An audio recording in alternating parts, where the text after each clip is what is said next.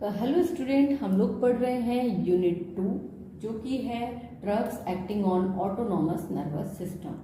Medicinal chemistry start हो गई है तो आप लोगों को मैं बता दूं कि ये सब्जेक्ट थोड़ा सा टफ है। टफ क्यों है? क्योंकि हमें बहुत सारे स्ट्रक्चर्स की स्टडी इसमें करनी पड़ती है। ऑल्दो सारे नेम ड्रग के आ गए हैं तो नेम तो ऑलरेडी बहुत ज़्यादा टफ हैं ही, लेकिन अगर हम उनके स्ट्रक्चर बनाते जाएंगे, पढ़ते जाएंगे तो हमें वो चीज़ें आसान लगती जाएंगी। ठीक है, आगे पढ़ते हैं। तो अब सबसे पहले हमें ये पता होना चाहिए कि नर्वस सिस्टम में काम कैसे हो रहा है। तो नर्वस सिस्टम काम कैसे करता है, ये किस पर बेस्ड होता है? न्यूरोट्रांसमीटर पर बेस्ड होता है। अब ये न्यूरोट्रांसमीटर अपना मैसेज कैसे ट्रांसमिट करते हैं ये हम इस डायग्राम में देखेंगे। तो सभी को पता है कि ये डायग्राम जो दिखाई दे रहा है ये किसका डायग्राम है? एक न्यूरॉन का डायग्राम है। इस न्यूरॉन में जहाँ पर न्यूरोट्रांसमीटर फील्ड होगा और वो दूसरे न्यूरॉन पे जाके क्या होगा, बाइंड होगा, ये इस डायग्राम में हमको दिखाई दे रहा है। तो ये न्यूरॉन का स्ट्रक्चर है। इस न्यूरॉन में एक्सॉन होता है और एक्सॉन के पास में यहाँ पर क्या फील्ड रहता है? केमिकल न्यूरोट्रांसमीटर फील्ड रहता है। और ये दूसरा जो न्यूरॉन है, दूसरे न्यूरॉन के डेंड्राइट से, यहाँ पर डेंड्राइट से क्या रहता है? जुड़ता है। जब ये दूसरे न्यूरॉन के डेंड्राइट से जुड़ेगा तब ये न्यूरोट्रांसमीटर क्या होंगे? रिलीज होंगे और यहाँ से अपना मैसेज क्या करेंगे?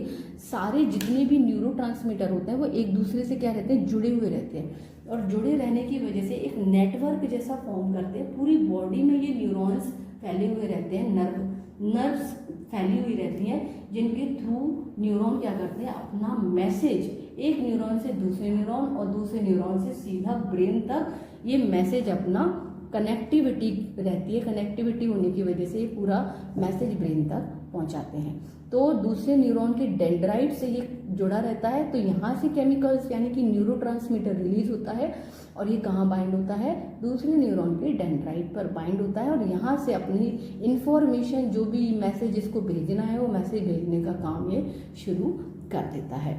जहाँ पर एक्सॉन और दूसरा न्यूरॉन एक दूसरे से जुड़े रहते हैं उसे हम कहते हैं एक्सॉन टर्मिनल, या फिर हम इसे एक जंक्शन भी कह सकते हैं। ये एक्सॉन है। यहाँ पर ये जो डॉट आपको दिखाई दे रहे हैं ये डॉट्स क्या है? केमिकल न्यूरोट्रांसमीटर है। और ये दूसरा न्यूरॉन है जिसके डेंड्राइट पर पहला न्यूरॉन क्या हो रहा है? कनेक्ट हो रहा है। अब क्योंकि हम क्या पढ़ रहे हैं? सिंपैथेटिक नर्वस सिस्टम पढ़ रहे हैं। तो सिंपैथेटिक नर्वस सिस्टम में जो न्यूरोट्रांसमीटर काम करते हैं उनके बारे में भी हमें पढ़ना जरूरी है, क्योंकि कौन कौन से न्यूरोट्रांसमीटर वहाँ काम कर रहे हैं वो वही फंक्शन करेंगे जो सिंपैथेटिक नर्वस सिस्टम में होगा। मतलब फाइट और फ्लाइट मोड वाला जो फंक्शन है वो ये न्यूरोट्रांसमीटर करेंगे। ठीक है, तो इसमें रिलीज होने वाले 3 ही इंपॉर्टेंट न्यूरोट्रांसमीटर होते हैं। तो जिनमें पहले का नाम है एड्रीनलिन, दूसरा है नॉर एड्रीनलिन और तीसरा है डोपामीन। यहाँ पर लिखा नहीं है तो मैं लिख देती हूँ डोपामीन। डोपामीन तो ये न्यूरोट्रांसमीटर क्या हुए? यहाँ से रिलीज हुए और रिलीज होने के बाद यहाँ पर ये जो डेंड्राइट है यहाँ पर एक रिसेप्टर है। इस रिसेप्टर पर क्या होते हैं? बाइंड हो जाते हैं। बाइंड हो गए मतलब जुड़ गए और जुड़ने के बाद ये अलग अलग हर एक न्यूरोट्रांसमीटर का अलग अलग फंक्शन है, अलग अलग काम करते हैं। तो जैसे ये रिसेप्टर पर जुड़ेंगे ये अपना क्या करने लगेंगे? काम करना शुरू कर देंगे। ठीक है, तो रिसेप्टर पर ये रिलीज होते हैं और रिलीज होने के बाद क्या करते हैं? रिसेप्टर पर बाइंड होते हैं और बाइंड होने के साथ अपनी इंफॉर्मेशन और मैसेज जो है ब्रेन तक पहुंचाते हैं। तो ये हो गया क्या? Sympathetic nervous system.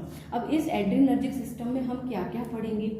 इस यूनिट में पढ़ने वाले टॉपिक, मेन टॉपिक जो है एड्रीनर्जिक सिस्टम के वो हैं सिंपैथोमिमेटिक एजेंट्स और एड्रीनर्जिक एंटागोनिस्ट।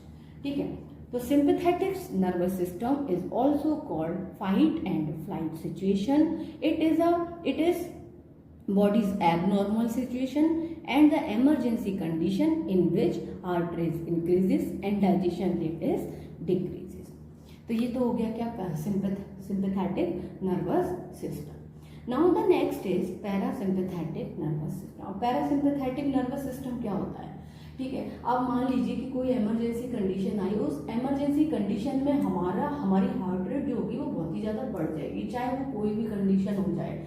या आप बहुत तेज भाग रहे हो तो आप रुक जाओ, उसके बाद भी आपकी हार्ट रेट बढ़ जाएगी। कोई कुत्ता पीछे पड़ जाए तो भी हमारी हार्ट रेट बढ़ जाएगी, हम उससे भी तेज भागने लगेंगे, या कोई भी सिचुएशन ऐसी आ जाए जिससे क्या हो, एबनॉर्मल कंडीशन बन जाए। एबनॉर्मल कंडीशन मतलब इमरजेंसी की कंडीशन बन जाए, तो उस कंडीशन में हमारी हार्ट रेट भी बढ़ गई, डाइजेशन रेट भी अफेक्ट हो रहा है, किडनी भी फंक्शन अलग कर रही है ना, तो इनको हम कंट्रोल नहीं कर पा रहे, ये अपने आप हो रहा है ना। तो लेकिन ये पूरे टाइम तो रहेगा नहीं, है ना। ऐसा तो नहीं है कि सुबह हमारे सामने कोई इमरजेंसी कंडीशन आई थी तो रात भर तक हमारा हार्ट रेट हमारी बढ़ी रहेगी, नहीं होगा ना ऐसा। तो नहीं होगा, तो उसको मेंटेन करने के लिए या उस हार्ट रेट को रेगुलेट करने के लिए थोड़ी देर बाद हम क्या हो जाते हैं, रिलैक्स हो जाते हैं, मतलब पूरे टाइम हमें वो टेंशन नहीं रहती। तो उसे रिलैक्स करने के लिए कौन सा सिस्टम एक्टिवेट होता है, पैरासिम्पैथेटिक सिस्टम एक्टिवेट हो जाता है। एक्टिवेट हो जाना मतलब क्या, इसके भी न्यूरोट्रांसमीटर है ना।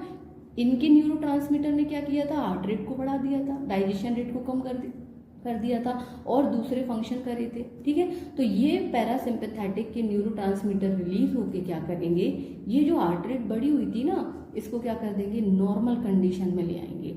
और ये कब एक्टिवेट होता है, हमेशा जब सिंपैथेटिक सिस्टम एक्टिवेट होगा, जब भी सिंपैथेटिक सिस्टम एक्टिवेट होगा तभी पैरासिम्पैथेटिक सिस्टम भी एक्टिवेट हो जाएगा। तो इस सिस्टम को हम मेंटेनेंस की कंडीशन भी कहते हैं। मतलब ये क्या करता है, जो एबनॉर्मल कंडीशन आई उसको मेंटेन करने का काम करता है।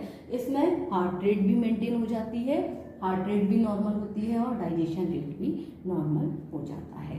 तो ये हो गया क्या, आपके दोनों system, parasympathetic system and sympathetic nervous system.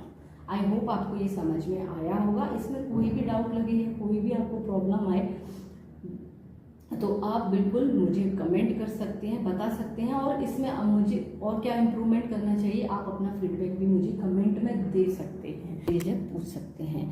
Thank you.